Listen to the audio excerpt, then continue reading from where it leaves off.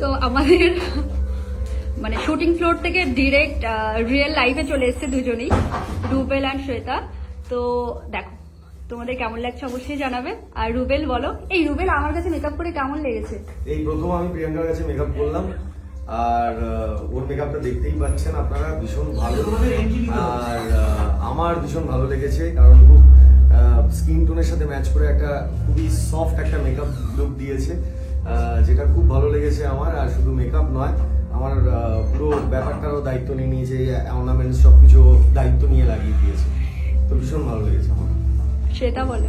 আমার তোকে সবসময় ভালো লাগে, আজকে সেজে আরো ভালো লাগছে। এই শেরওয়ানিটা পরে রিসেপশন বলে কথা, থাকতে তো হবে। হ্যাঁ, তো এই লুকটাই আরো ওকে ভালো লাগছে। আর দুজন দুজনের প্রেমে করছো তো আবার? আমি রোজ প্রেম করি। আমি আবার আজকে বিশেষ করে আজকে আরো জোরসোর প্রেমে পড়ে গেছি। হ্যাঁ, আমিও রোজই প্রেমে পড়ি। ওকে এটা প্রতিদিনই বলি যে আজকে তো এইটার জন্য প্রেমে পড়লাম, কাল তো ওটার জন্য প্রেমে পড়লাম। আমি না নতুন নতুন রোজ প্রেমে না পড়লে তো পুরনো হয়ে যাবে। সেই তাই আমি রোজ একদম। প্রেমে পড়ি। আর একদম গার্লফ্রেন্ড বয়ফ্রেন্ডের মতো থাকতে হবে কিন্তু। হ্যাঁ ঠিক আছে, তুমি তো আছোই টিপস দেওয়ার জন্য।